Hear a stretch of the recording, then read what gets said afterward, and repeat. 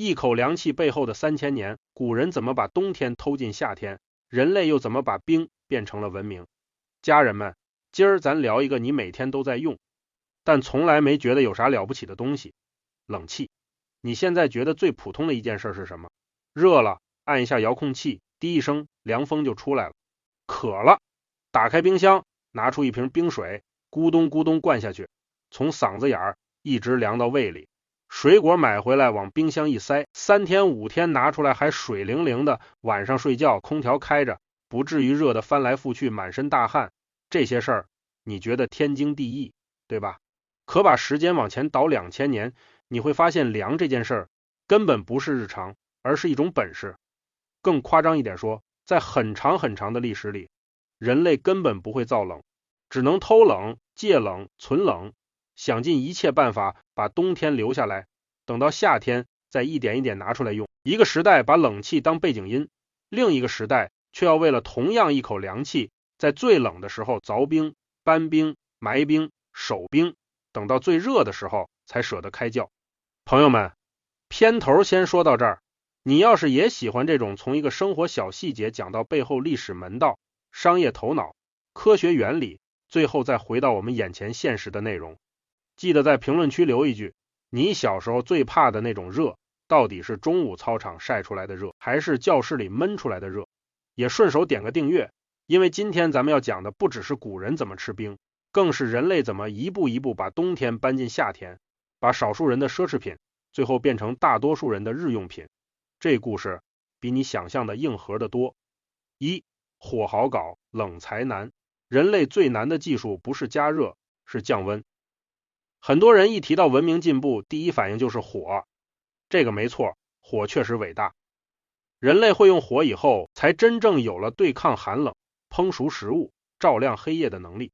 可以说，火是文明的第一级台阶。可你仔细想想，火是让冷的变热，方向很简单。你只要有燃料，有火种，插一下点着，热就来了。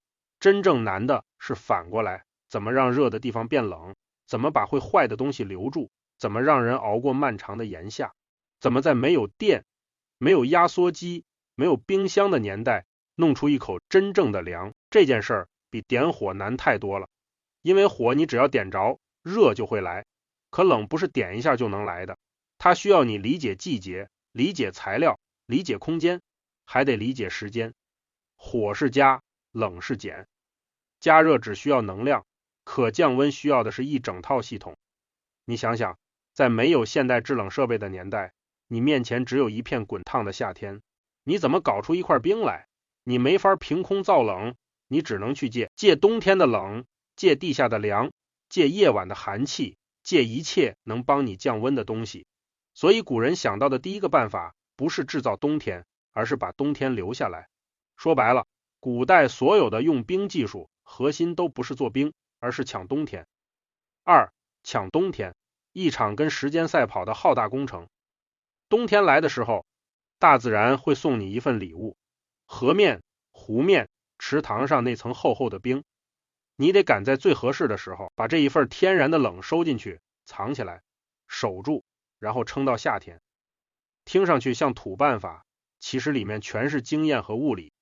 古人很早就发现，不是什么时候结的冰都一样耐放。刚冷下来时，那层薄冰当然也能割，可薄脆，水汽重，搬运时容易裂，储存时也吃亏。真正值钱的冰，一定是天气最寒的时候形成的厚冰。你可以这么理解，同样都是冰，有的是刚拧起来的浅层壳子，跟纸片似的，一碰就碎；有的是冻得很实很硬的大板子，跟石头似的，扛得住折腾，后者明显更能扛。古人不会说什么热容量，什么晶体结构，可他们知道一个非常实际的道理，最冷那段时间采的冰更精放，更值得存。所以先秦时期就已经有专门按时节采冰的做法。这不是仪式感，不是搞封建迷信，而是一代代人用经验筛出来的结果。时间选对了，后面半年才有可能撑住。时间选错了，你后头再怎么费劲，也是在和融化赛跑，跑不赢的。光时间对了还不够，冰怎么切也是门道。很多人会本能的觉得冰切小一点方便搬，方便用嘛。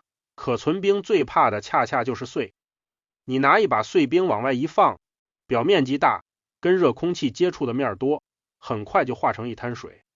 你把一整块厚冰放在阴凉处，它反而能拖很久。原因说穿了也不复杂，冰块越大，相对漏在热空气里的外表面积就越小，吸热慢，损耗也慢。这就是物理学上的体积与表面积。古人虽然不会拿公式讲给你听，可他们太清楚什么样的冰最耐放。真正拿来存的一定是尽量大的整块冰。采冰这件事儿放在古代，其实是项很吃体力也很吃规矩的活，不是拿着斧子乱砍，一通就完事儿了，而是得先在冰面上画线，再沿着线去割，让每一块冰尽量方正，尽量厚实，尽量完整。因为只有整齐的大冰块，后面进了冰窖才堆得紧，堆得稳，空隙少，损耗也少。你想想那个画面，腊月的北方，天寒地冻，呵气成霜，一群穿着厚棉袄的汉子踩着冰面，手里拿着铁镐和锯子，在冰上划线、切割、搬运，一块冰几十斤甚至上百斤，得用绳子拖，用肩膀扛，用木车拉，从河面上一块一块运到岸上，再一块一块送进冰窖。那可不是什么浪漫的田园诗，那是实打实的重体力劳动。你会发现，古人真正聪明的地方不在某一个天才发明，而在他们会把很多看似普通的小经验串起来。什么时候采什么样的，切成什么样，怎么搬，怎么堆，这些事情一旦连成套，就不再是乡间土办法，而是一整套完整的冷藏技术体系。3. 冰窖，一座和热气打仗的地下堡垒。采完冰以后，真正的大考才开始，因为冰不是采下来就完事儿了，真正难的是你得把它留到夏天，这个时候冰窖才是主角。很多人一想到冰窖就觉得不就是往地里挖个坑，把冰埋进去吗？哎呦喂，你可别把这事儿想简单了。你如果只是随便挖个洞，别说撑到盛夏，可能撑到春末都费劲。古人真正厉害的不是会挖坑，而是他们知道热是从哪里进来的，然后一层一层去挡。冰窖说白了就是一座和热气打仗的堡垒。首先是选址，位置不能乱选，它通常不会放在向阳、潮湿、低洼的地方，因为这些地方要么容易晒，要么容易渗水。最好的是背阴、干燥、稳当的地方。有的冰窖选在山阴面，有的选在大树底下，有的选在建筑物的北侧，总之就是阳光最难照顾到的角落。然后是深度，挖浅了，地表热气很快灌进去，挖的不对，还容易受外面天气影响太大。真正好的冰窖是在利用土壤本身比较稳定的温度条件，地面以下一定深度的土层，温度变化比地面小得多，夏天也不会太热。古人不懂什么地温梯度，但他们凭经验知道，挖到一定深度，里面的温度就相对稳定了，不会跟着外头一热一冷的乱起伏。可光有地下环境还不够，底下还得垫。古人会铺厚厚的干草、芦席、稻草、木屑、落叶，这些东西看着不值钱，实际上极有用。为什么？因为它们松，里面藏着很多静止空气，而静止空气本身就是天然隔热层，热的传导需要介质，空气不流动，热就不容易传过去。底下先隔一层，等于是先把地面和冰块分开，切断了一条热气入侵的通道。冰块搬进去以后，也不是胡乱一扔，而是一层一层平码，紧紧的贴住，减少空隙。码的越紧，空气越不易乱窜，热就越不容易钻进去。你可以把它想象成砌墙，砖和砖之间缝隙越小，墙越结实。冰块也是一样，码的跟一面墙似的，整整齐齐，严严实实。等全部堆好，上面还要继续盖，再盖一层草，一层席，一层木屑，把最值钱的那部分冷死死捂住。这就像给冰盖了一床厚被子，不是保暖，是保冷。最后是门，门不能老开，开一次，外面的热空气就进来一次，里面的冷气就跑掉一截。所以冰窖最重要的不只是冷得下来，而是要守得住。很多时候古人存冰，真正存的不是冰块本身，而是冰窖里那股冷气。门一封，冷被困在里面，外面的热进不来，里面的冰就能慢慢熬。这里还有个特别有意思的物理现象，很多人以为最外层的冰如果化掉了就是完全损失，其实从整体上看，那层先化掉的冰，某种程度上反而是在替里面的冰挨打，因为冰融化的时候要吸走大量热，这就是物理上说的融化潜热。外面那层先吃热先牺牲，里面那层就安全得多。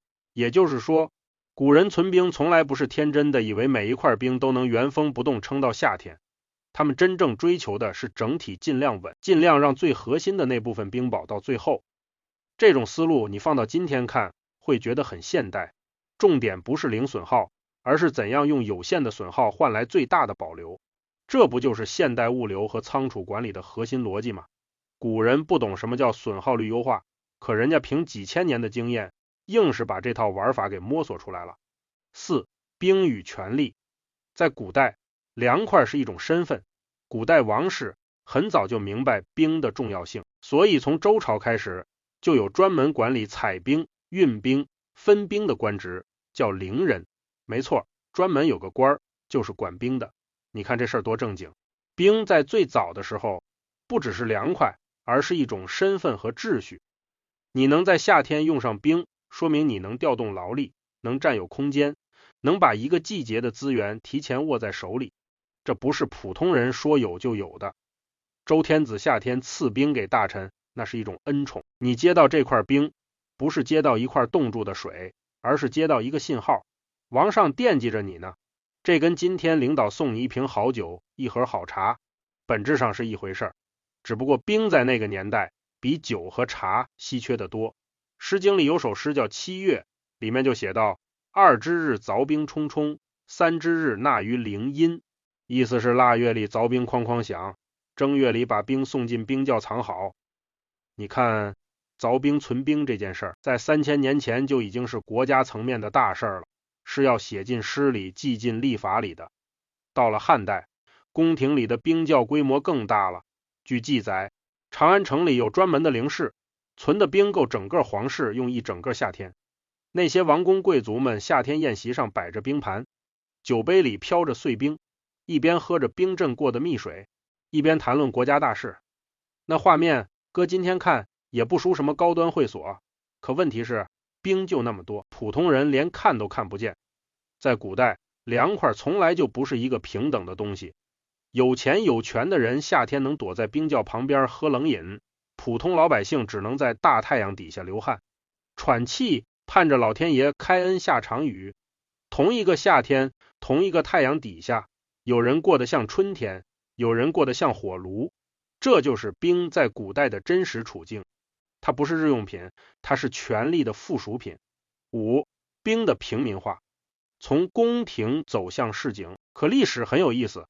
一样东西只要够好，迟早会从权力标志慢慢往市场走。到了唐宋时期，城市越来越大，买卖越来越活，人口越聚越密，冰就不可能永远只待在宫里了。尤其是夏天，热到一定份上，凉本身就是刚需，大户人家想要，酒楼想要，夜市想要，宴席想要，只要有人愿意花钱，这门生意就会自己长出来。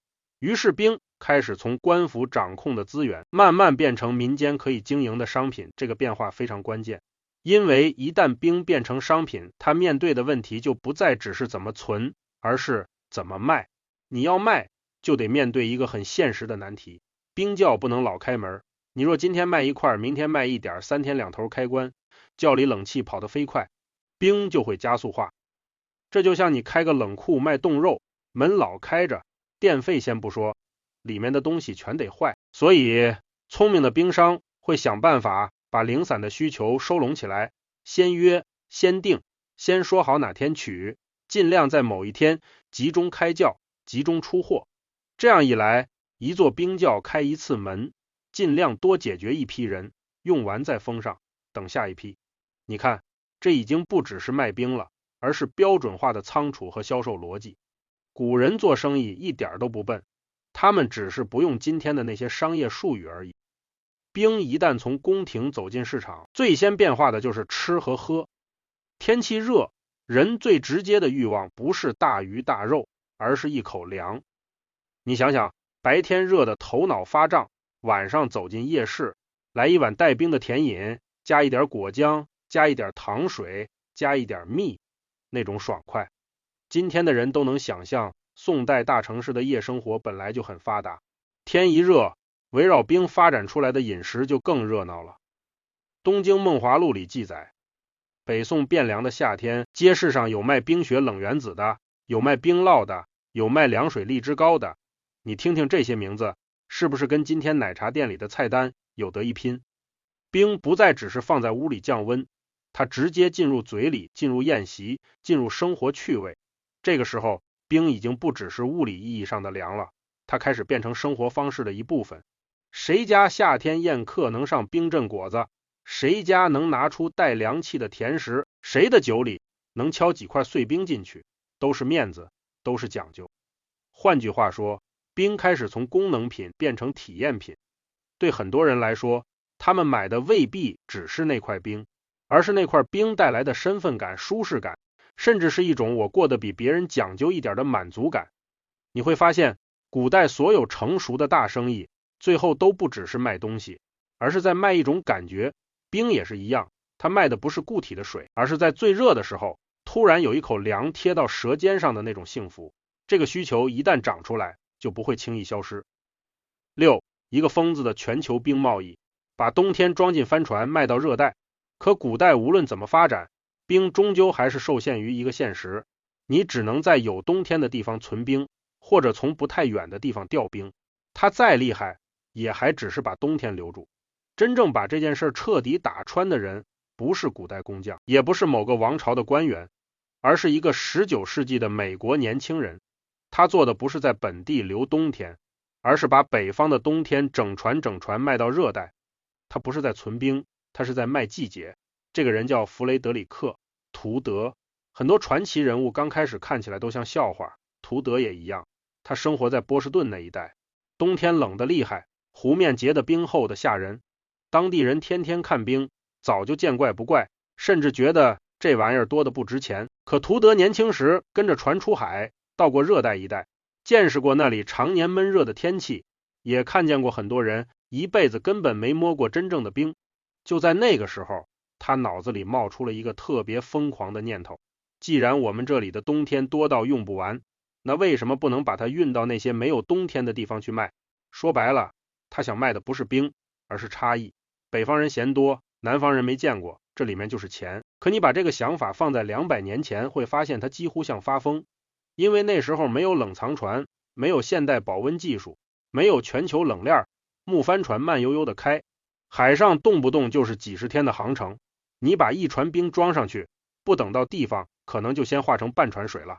所以当图德把自己的计划讲出来时，很多人都笑他，有人说他是冰疯子，有人说他脑子进了水，还有人说他不如把钱直接扔海里省事。可真正会把历史往前推的人，往往都带着一点这种让人想笑的执拗。别人看到的是冰绘画，他看到的是，如果真送到了，利润会高得离谱。于是他狠狠干了一把。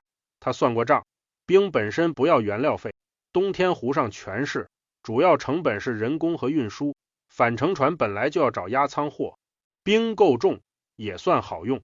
木材厂堆成山的木屑，别人嫌是废料，他看见的却是现成的隔热层。账一算，像模像样的，于是他就出发了。结果现实很快给他一巴掌。第一次运冰去热带，损耗比他想象的大得多。船到港的时候，1多半冰已经化成了水，剩下那点冰好不容易卸下来，卖的也没想得顺。更要命的是，就算冰真到了当地，也没有成熟的冰库和保冷空间。你刚卸下来，它很快又化了。还有消费者的问题，一个从没见过冰的人，未必一上来就懂这东西值多少钱。你拿一块冰给他看，他可能觉得这不就是冻住的水吗？有啥稀奇的？第一次尝试，图德赔得很惨，惨到成了别人嘴里的笑柄，惨到连家里人都觉得他疯了。后来又遇到外部局势变化，债务压顶，他甚至一度进了债务监狱。大多数人到这一步都会觉得这事儿根本不可能，然后灰溜溜回家种地。可真正厉害的人不是从不失败，而是失败以后还能看懂自己是输在想法还是输在做法。图德复盘以后发现，自己不是不该卖冰，而是之前把这件事儿想得太简单了。他以为装上船就行，实际上卖冰从来不是单点动作，而是一整条链，采冰、切冰、包装、运输、到港储存、市场销售，每一个环节都不能掉链子。他重新开始以后，第一刀砍向的就是标准化。以前冰块切得乱，大的、小的、厚的、薄的，装船以后空隙很多，热空气能在里面乱窜，冰块彼此还会碰撞碎裂。于是他和人一起改造了切冰工具，把天然冰块切成更整齐、更接近统一尺寸的长方形，这样堆起来就像砌砖，一层一层贴得更紧，保冷效果自然上去了。然后是船体，图德知道船不是普通运货船，而得变成海上的大冰箱。船舱里不只是塞木屑，而是做更完整的隔热结构，让外面的热尽量别进来。冰化出来的水也不能放任乱积，否则既吃掉冷量，又伤船体，所以排水系统必须跟上。再往后是到港以后的问题，他慢慢明白，热带不适合照搬北方那种单纯埋地下的思路，地下有时候又潮又热，反而不利保冷。于是他在港口地面修了专门的保冷冰屋，墙体加厚，加隔热层，屋顶通风，把冰一到港就迅速转进去。这一步一成，整条链子终于开始像样了。可技术改好了还不够，他还得解决更难的一关，市场教育。很多人以前没接触过冰，不代表他们不需要，而是他们根本不知道冰能让生活多舒服。怎么办？最简单也最狠的办法就是让他们直接尝。图德开始向酒馆、饭店、富人区投放冰块，让他们去做冰镇酒、冰镇饮品。结果一试，市场立刻醒了。因为热带居民或驻扎当地的欧洲人，一旦真正喝过加冰的酒，感受过那种冰凉刺口的刺激，很多人马上就回不去了。冰一下从一件看不懂的货，变成了一种让人上瘾的体验。生意就是这样，最难的不是告诉别人我有个好东西，而是让别人身体先喜欢上它。一旦他们喜欢上了，剩下的事儿就简单了。图德卖的从来都不只是冰，而是一种你用过就再也不想退回去的生活方式。等这套系统慢慢跑通以后，图德就不再只是一个试运冰块的年轻人，而是真正成了冰王加勒比海能卖。更热的地方为什么不能卖？于是他把眼光放到更远的地方，比如印度。你想一下，从美国东北把天然冰送到印度，那不是近海倒货，那是跨半个地球，船要走好几个月，还得穿过极热的赤道海域，放在常人眼里，这生意根本不可能做。可图德偏要试，因为他知道越远越热，冰一旦到了，价值就越高。结果这一趟成功以后，整个市场被镇住了，冰不再是稀奇玩意儿了，它成了能被稳定供给的高价值商品。英国驻印度的官员、军队、上流社会全都迅速爱上了这份粮。接下来的日子里，图德一边继续改进损耗率，一边在各地建冰屋，布局自己的销售网络。他做的已经不是单一航运，而是一张完整的天然冰帝国网络。波士顿的湖冰经过冬天切割，春天装船，跨过海洋，最后出现在遥远热带的酒杯里。人类历史上第一次，有人把季节差真正做成了全球生意。这件事的意义不只是他赚了多少钱，而是他证明了一件事，冷是可以被组织、被运输、被标准化、被跨区域分配的。换句话说，他用天然冰提前做出了一套近代冷链的雏形。从戒冷到造冷，人类终于不再看老天爷脸色。可再传奇的天然冰贸易也终究有天花板，它还是太依赖冬天，太依赖地理，太依赖运输和损耗。你在没有冬天的地方就只能干瞪眼，你在暖冬的年份就只能看着空空的湖面发愁。真正的大转折还是得等到人类终于不再戒冷，而是能自己造冷，机械制冷。19世纪中后期，制冷技术开始突破，科学家们发现某些气体在压缩和膨胀的过程中可以吸收大量热量。利用这个原理，人造制冷机诞生了。一开始这些机器又大又笨又贵，只有工厂和大型冷库用得起。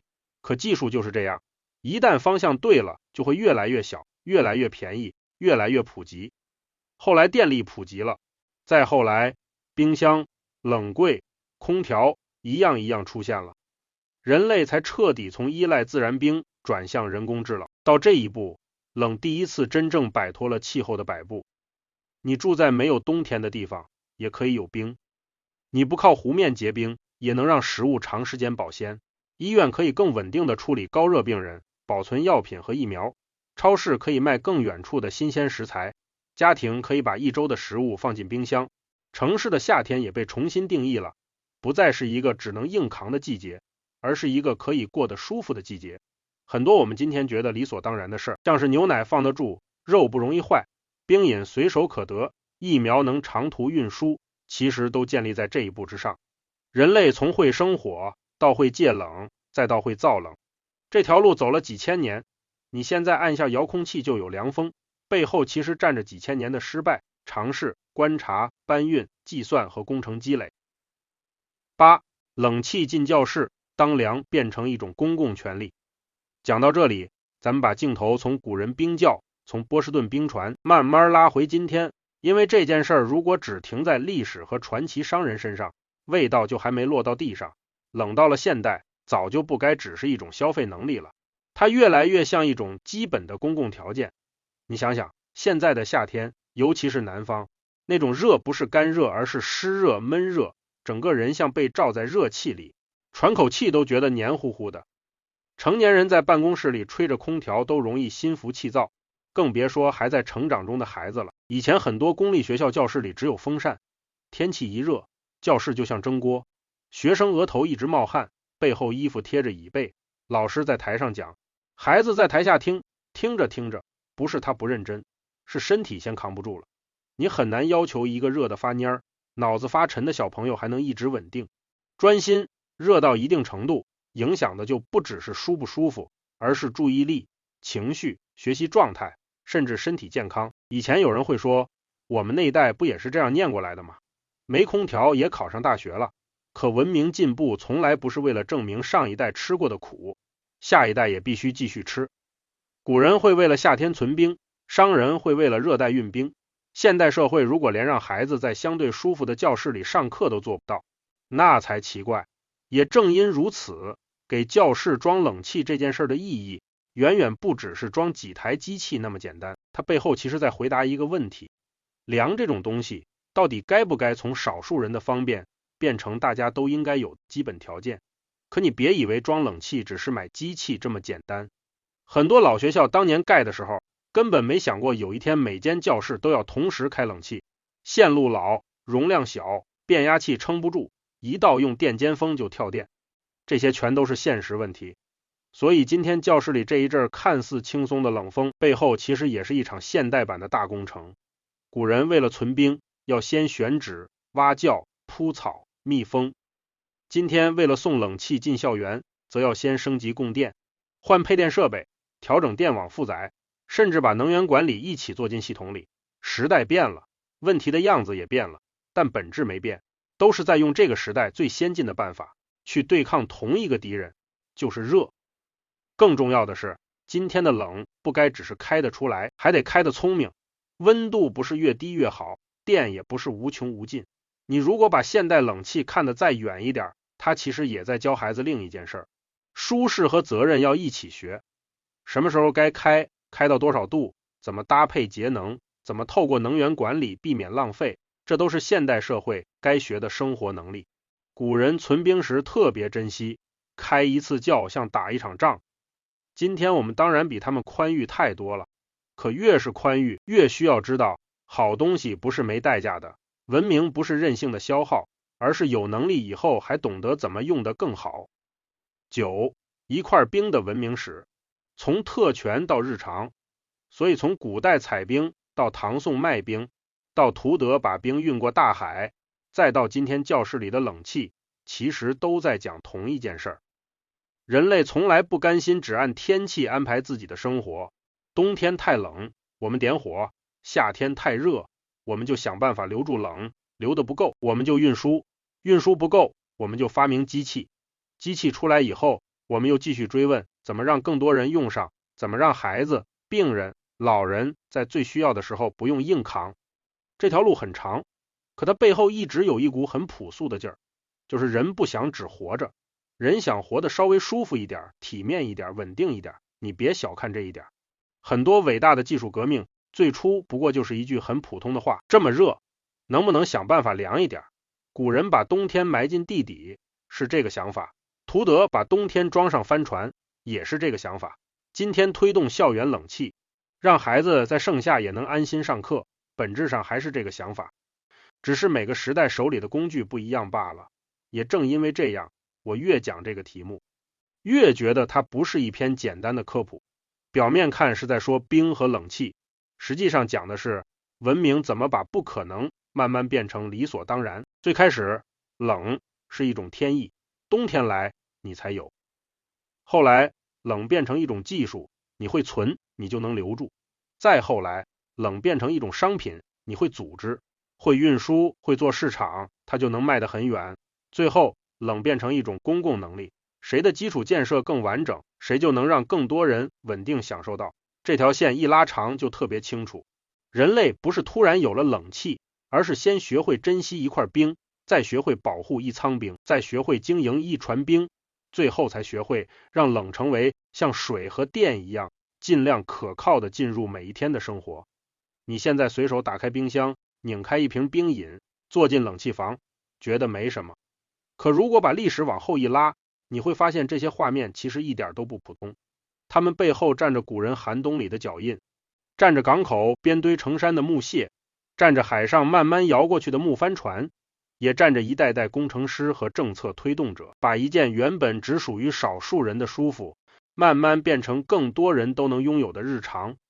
说到底，冰最初不过是冬天冻住的水，可当人类认真对待它，它就不再只是冰，它成了权力，成了技术，成了生意，成了工程，也成了今天我们对生活品质最直接的要求之一。古人夏天摸到一块冰，觉得珍贵；19世纪的人在热带喝到一杯冰镇酒，觉得震撼。今天的孩子坐在温度适中的教室里安静上课，可能根本不会想到这件事背后有多长的历史。可正因为他们不必去想，才说明文明真的往前走了。最好的进步往往不是让人天天惊叹，而是让原本艰难的东西慢慢变成不必多说的正常。火让人类活下来，冷让人类活得更稳、更舒服，也更有余力去学、去想、去创造别的东西。你看，一块冰的故事讲到最后，讲的从来都不是冰，而是人怎么一步一步把自然的限制变成自己可以管理的日常。古人把冬天守到夏天，商人把冬天卖到世界，现代社会则应该把凉真正送进每一个需要它的空间。到这一步，冷才不只是技术，它已经是一种文明的体面了。就这个故事，你就听一听，一个不吱声。愿你下次打开冰箱拿冰水的时候，能想起很久很久以前，有人在腊月的冰面上弯着腰一块一块的凿冰，有人在太平洋上守着一船冰，祈祷它别化光，也有人为了让教室里凉快那么几度，跑了无数趟变电站。咱们下回接着唠。